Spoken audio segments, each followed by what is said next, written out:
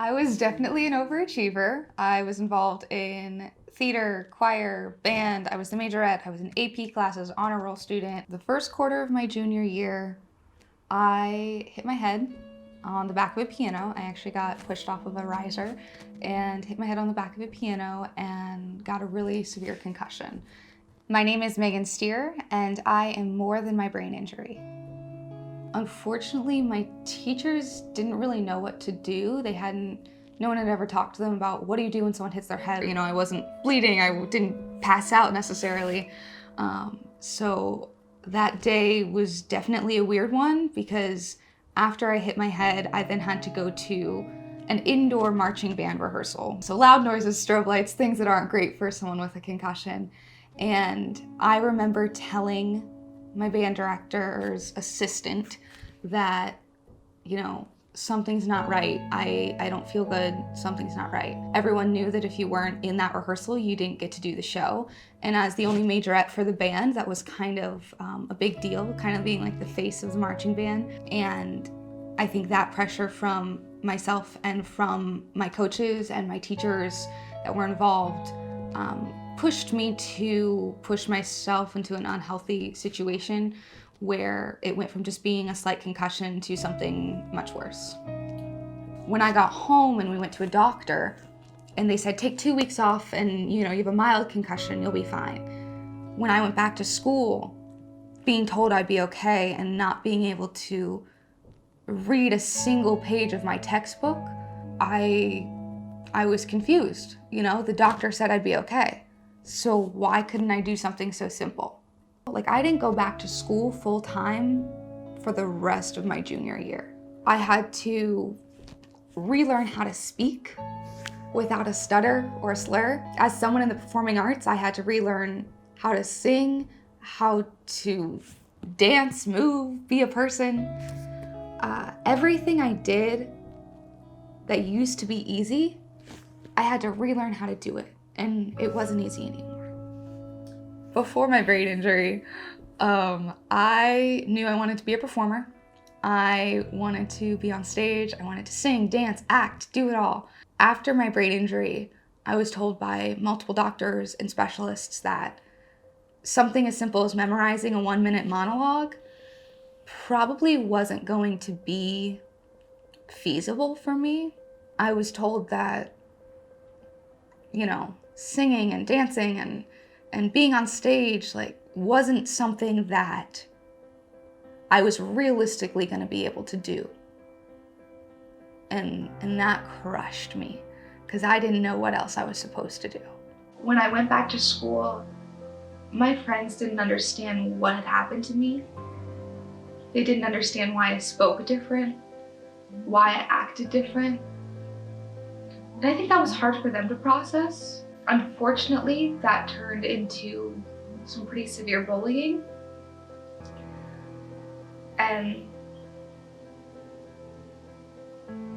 that came from both peers and students and teachers. To the point where I had to switch schools for my senior year. So that was hard. Despite my brain injury, I've been able to do everything I wanted to do and everything I was told I couldn't do. It might have been a little harder. I might have had to put more work into it than other people. I use the tools that I learned from my brain injury to really thrive and achieve everything I want to achieve. I'm a motivational speaker. I get to speak on topics like leadership and grit, sexual assault, Title IX education. I talk about brain injury education. I get to work with students all across the country, educating them about the importance of understanding brain injuries and the importance of more brain injury education in our schools and putting programs in place. I get to act. I've gotten to travel the country in national tours as a musical theater performer. I've been in a Netflix movie and been on TV. I'm literally doing everything I was told I couldn't do. And every time I achieve something, it's kind of just like don't tell me I can't do something. One of the biggest red flags that I wish myself or someone else would have picked up on is when I went and told one of my assistant coaches, I hit my head and I don't feel right. I couldn't explain what I was feeling, but I said, I don't feel right. I think a lot of times, especially working with teenagers, we think they're being dramatic, you know? But we have to listen to our kids and listen to students because they know themselves better than we do. A lot of students after brain injury are confused, they feel alienated, they definitely go back to school too early. They can damage their brain further by doing these things. But I think the biggest thing is really education. It all stems from that.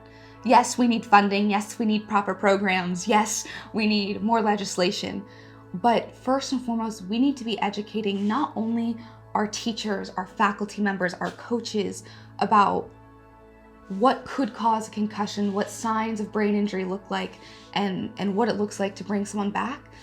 But more importantly, we need to be working on educating and supporting our communities on how to work with students once they do reintegrate back into the classroom, because most likely they're not going to be able to function at 100%. They're going to need support. They're going to need extra time, and they're going to need someone to listen and understand. I wasn't being lazy. I wasn't making excuses. I wasn't lying. I could not do the work because my brain was still trying to heal. And that's what we need to focus on, is educating our teachers and our coaches and our faculty to be able to support students coming back so they don't feel alienated, so they don't feel alone, so they don't fall behind in school, so they don't fail out of their junior year of high school. That's what we need to focus on. My name is Stier, and I am more than my brain injury.